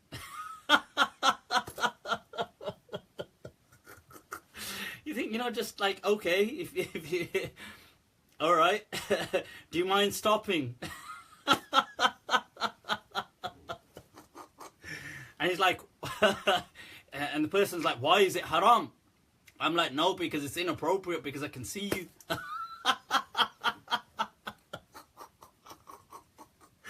That's a joke. That's my sense of humor, people. It's crazy. My sense of humor, and this is my filtered sense of humor. So you can understand why in life I get in trouble. This is why I get in trouble, because of my kind of humor. How can you say things that are real when you follow a false prophet? Fair enough. I mean, but I don't follow a false one. Too much fizzy drink. It's because you say things out of the box. What's in your drink? What's in my drink, people? What's in my drink? Sharaban tahura. As it says in the Quran, So we can drink this sharaban tahura, a pure drink. Looks like a mocktail. Hell yeah. Am I drunk? I hope not. Did Imam Ghazali leave Islam and revert? According to some people, he did. He left Islam because he had doubts and rejected Islam and then rediscovered it. He did a lot of soul searching. Are you sinful? Am I sinful? Oh, are you? Hell yeah, I'm sinful. If you don't pray, if you don't pray in the masjid. No, you're not sinful if you don't pray in the masjid. Can you explain istiwa ayahs? Istiwa ayat of the Quran are simply kind of like, they're not literal verses of the Quran. They're just Allah speaking in a language of majesty to people. That Allah is above the throne, meaning that He is the one that is supreme. It's idiomatic usage of a language. It doesn't literally mean there's a throne with God sitting on a throne. That's obviously, I know the Salafis do believe that, but they're literalists and dogmatists like that. But that's absurd. Sorry, but that is absurd. I know that probably offend people, but yeah. So, can you suggest some Islamic books? I actually want to read a really interesting quote. Look, listen to this. I was reading some of this about Ibn Rushd, the legend, the Maliki scholar, and it had a quote from one of his books on creed, on belief. And that's the grandson. There's two Ibn Rushds, Al-Jadd, who's the grandfather, and Al-Hafid, the grandson, the philosopher. And he said in his book, Al-Kashf an Manahij al-Adilla, which is to do with creed, he says, وَكُلُّ هَذِهِ الطَّوَائِفِ Tawa'if, I know in Urdu means prostitute, but that's not what he's talking about. كُلُّ هَذِهِ الطَّوَائِفِ كُلُّ طَائِفِ No, Ibn Rushd is not talking about that. Focus, focus. Right, so, كُلُّ هَذِهِ الطَّوَائِفِ قَدْ اعْتَقَدَتْ في الله اعتقادات مختلفة. So all of these groups, he says, these theological groups within Islam, these Muslims and the versions and they're pushing their creeds, they believe different things when it came to Allah. They came up with different i'tiqadat, creeds that differed. And he mentions وَصَرَفَتْ كَثِيرًا مِنْ أَلْفَاظِ الشَّرْعِ عَنْ ظَاهِرِهَا. And they took away many of the verses of the Quran and the Sharia from what it ought to have meant. إِلَى تَأْوِيلَاتٍ نَزَّلُوهَا عَنْ تِلْقَ عَلَى تِلْقَ الْاعْتِقَادَاتِ. So it could match the creed that they had already formulated. وَزَعَمُوا أَنَّهَا الشَّرِيعَةَ الْأُولَى. And then they claimed, unrightfully, unjustly, that this was the first Sharia. This was the main Sharia. This was the Sharia. التي قصد بالحمل عليها جميع الناس, which all of mankind ought to be made to follow. وأن من نازع عنها, and whosoever, وأن من زاغ عنها, and whosoever kind of goes astray from that, فهو إما كافر وإما مبتدع. He is either a kafir, look at the word kafir, disbeliever, or a mubtadi', a person of bid'ah. وَإِذَا تُؤُمِّلَ. He says, but if you observed maqsad al-shara', the objectives of the Sharia, ظَهَرَ أَنَّ جُلَّهَا, it appears to you that most of what you have of the Sharia today, this is Ibn Rushd, the legend, the Don, the Maliki scholar from Muslim Spain, saying that most of what you have today are aqawil muhdatha. They are simply just statements and opinions that have been created by people. وَتَأْوِيلَاتِ mubtada'a. And they are just interpretations that have been innovated. Allah, people, Allah. The legends of Islam. But people don't listen to this kind of stuff, do they? So, right. Should all Maulana study psychology? I think psychology is awesome. I think if you have a feel for it, then by all means. If you don't, I wouldn't force it on people. But I think if you have a feel for it, psychology is awesome. Sharia was just a way to control the uneducated. I think religion, with a capital R, it could be said about religion. It was a way, but I think it was also a way to bring order to people. And I think it was one of the three overwhelming powers that led humanity, that led to the unification of humanity. So religion, empire and money. That these three things have put human beings on a trajectory for unification. If you leave Islam and go back, do you lose your good deeds? These kind of things, you have to understand that, look, these kind of things that have been said, that, look, oh, if somebody abandons Islam, you've lost your good deeds and stuff like this. These things, in my understanding, they're in a greater context. What they're talking about is its kind of idiomatic usage. Because people who would leave Islam, when Islam is addressing those who leave Islam, it's not addressing those who leave Islam because of doubts about Islam.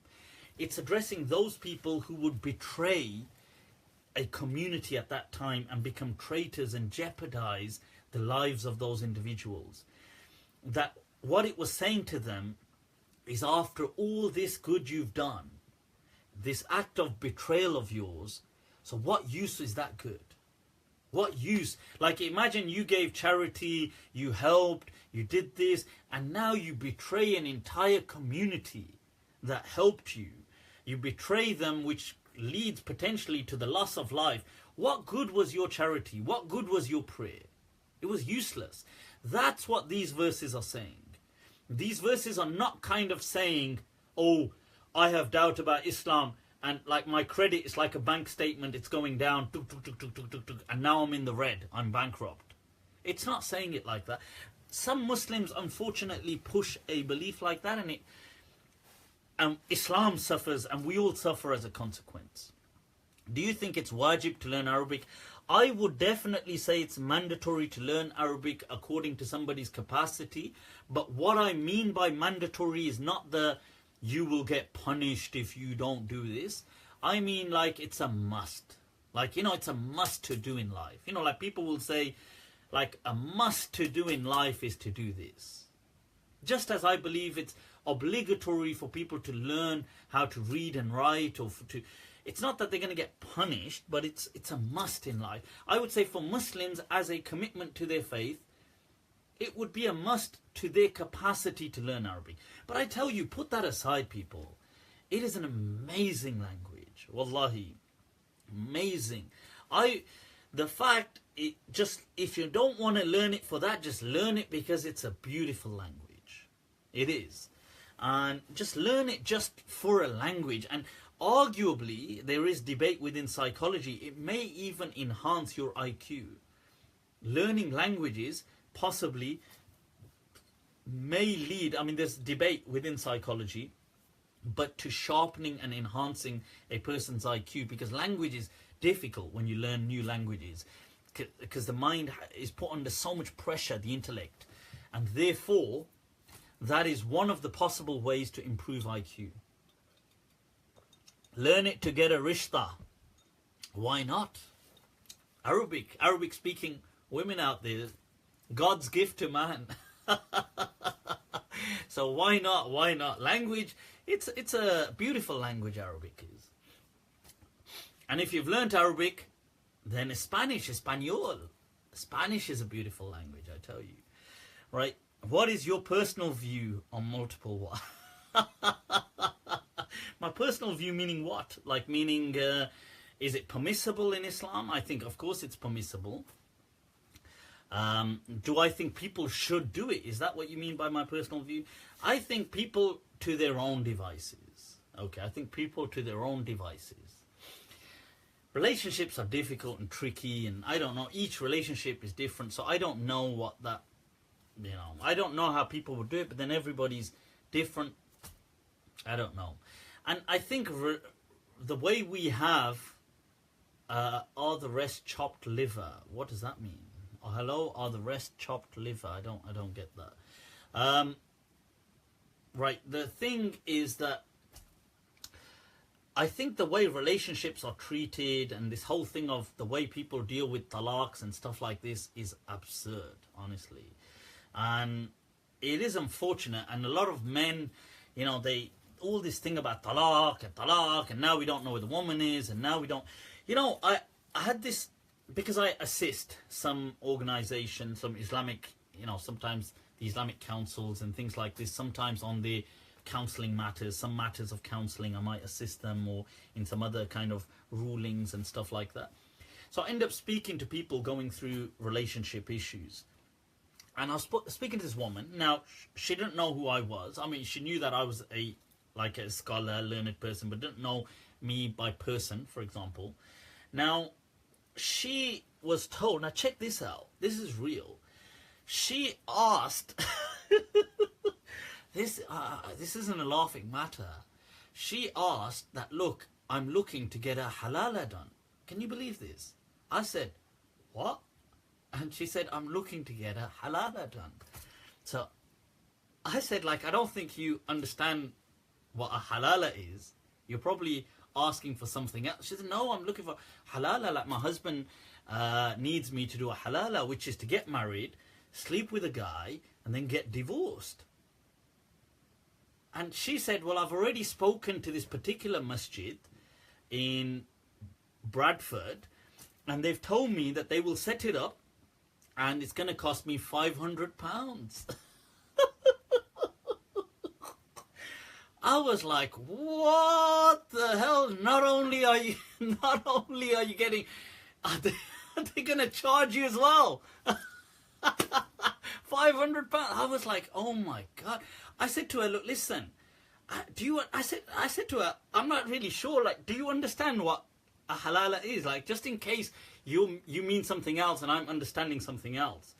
So she said, no, I understand, like, it's like this. She said, I don't want to do it, I think it's disgusting, but my husband's saying, you know, because he's divorced me, he asked the Maulanas, and they said, there's no way we can get back together unless we do this, so, okay. I was like, whoa. And I said, and you're up for this? She said, well, I don't want to do it, but, like, what the hell? There's an attitude for life, huh? Like, I don't want to do it, but oh, what the hell, you know? It's like, what is it, 95% of life is just turning up. So I did tell her, look, don't be absurd. I said to her, look, listen. I said, don't be absurd, it's obviously going to cost at least £550. I'm joking, calm, guns down, don't shoot me, I said to her, look, don't be absurd, right, look, I said, you don't need to do a halala, right, relax, you can get the fatwa, your marriage is okay, if you guys want to be together, you can be together, just make your husband, make sure he doesn't act like a brat and treat your relationship in such a cheap way, you know, he shouldn't really. So it's crazy, man, the people. I was shocked. I said, seriously, I said, what masjid is doing this? Maybe they're looking for a part-time imam. I wouldn't mind that as a job, like working around the clock, like I'm on an emergency shift. You know, like you get these kind of vans that can come out to you and change the tire for you. So I'm like on one of those emergency shifts. I'm on call. No, people, I joke about it and I laugh, but it's disgusting the way people have done these things. And I did tell her, do not listen. I said, look, what you do is up to you, obviously. I can't, but I would tell you, do not buy into this nonsense. You do not need to do these kind of things, and your relationship is fine. That's what I advised her. But it was amazing. That was an interesting interesting discussion. So, you know, you hear all kinds of things really, huh? Exactly. So I think that the point behind that is, I think first of all, these husbands need to understand that they shouldn't treat, you know, this divorce, they shouldn't treat this as a joke. By all means, if a relationship isn't working, nobody can be forced to be in a relationship, not a man or a woman. They can go their own ways. But these things shouldn't just be about threatening each other or trying to just acting dumb. In Arabic, the halala thing, they call it tahleel. I know the tahleel also means to analyze something.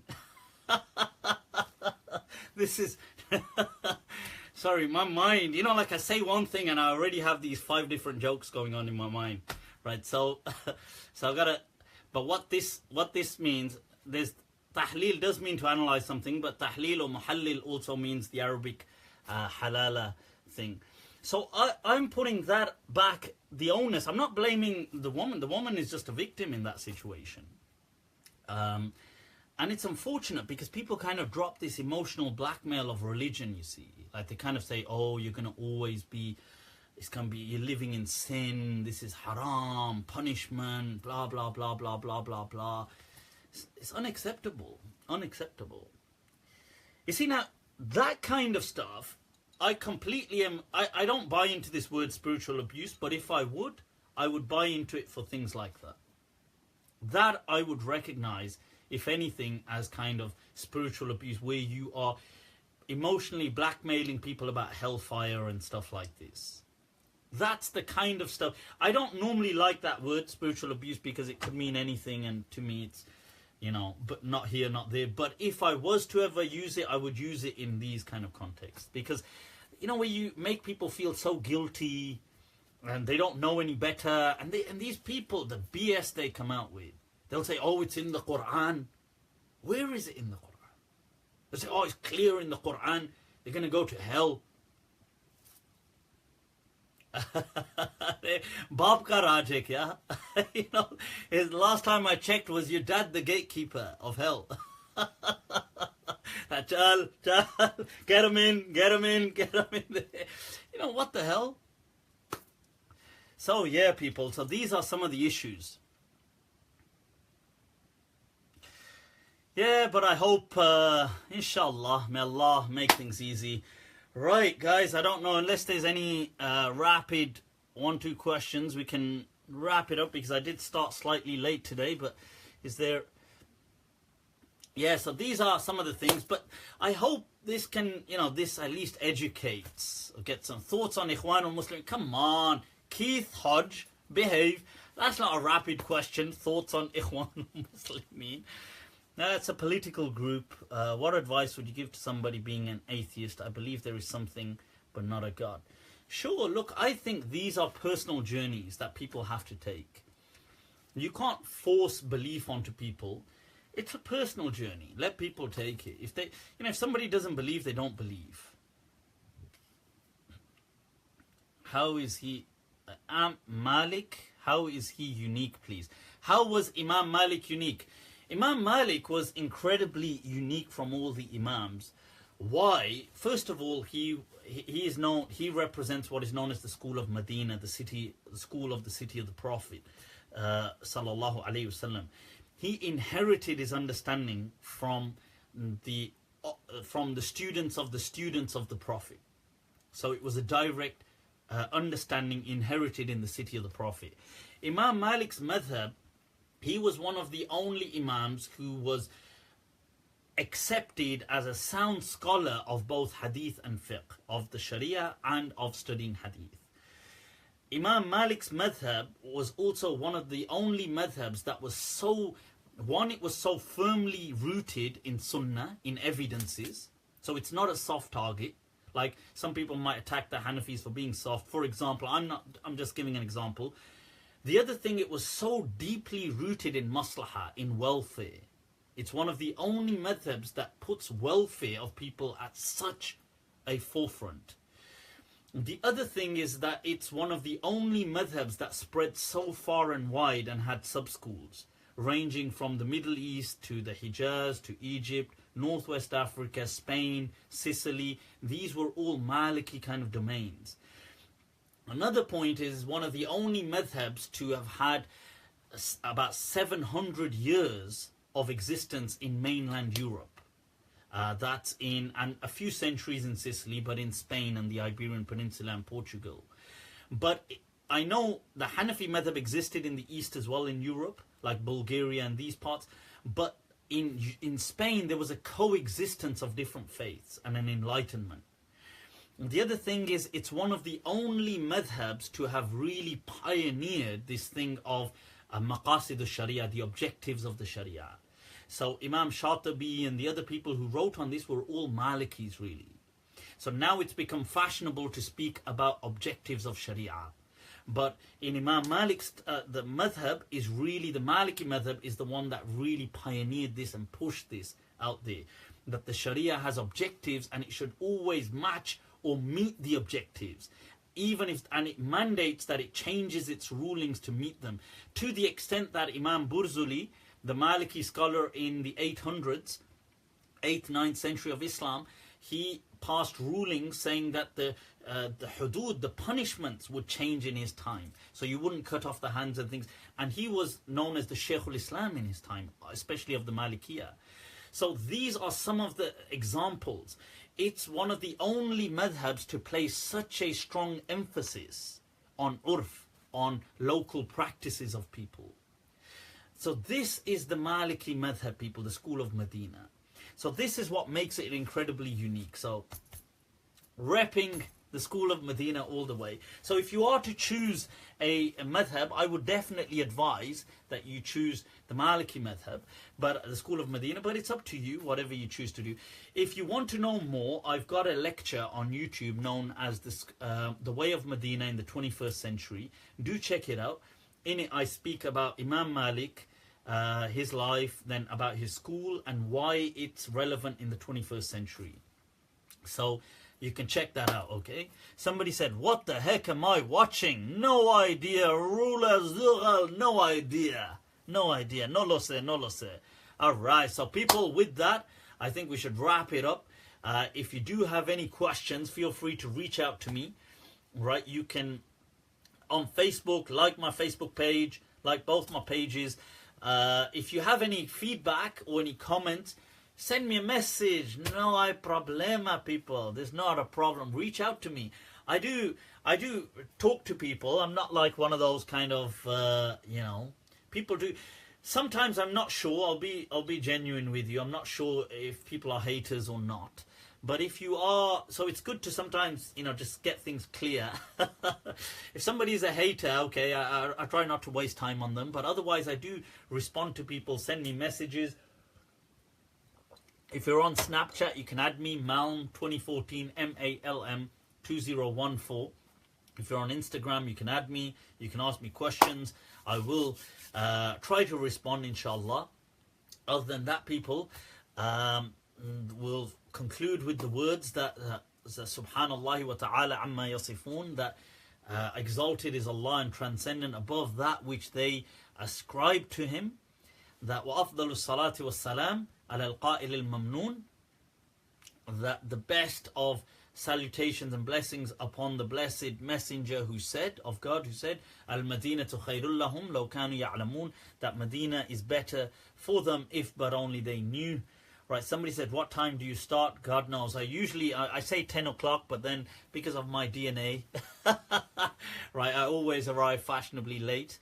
But shukran, people, for tuning in. Somebody said, am I a religious kind of scholar? I am. I'm a Mufti, which is somebody authorized to pass rulings within Islam. Yep, people, you heard it right there. People are, you're not no Mufti. Your beard don't look like a Mufti. Well, I'm sorry there to disappoint. Right, in that case, why don't you just grow a beard and then start issuing rulings on Islam? So you get, I had this person, by the way, I'll share this with you. I had this person send me a message, say, There's an old YouTube clip of you when I first came back from my studies about 12 years ago. So I had like a beard around there, and obviously I had just come from Pakistan, so I wasn't obviously in Pakistan looking like this with a goatee and the spiky hair, as you can imagine. So the person says, oh, mashallah, I watched your video and I have to say you were a lot better then. So I kind of put a question mark that, like, what do you mean?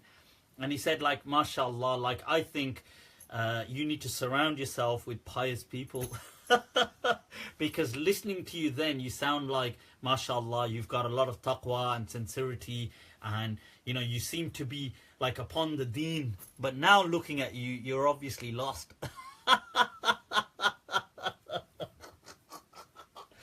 Wow, that is just so superficial and dumb.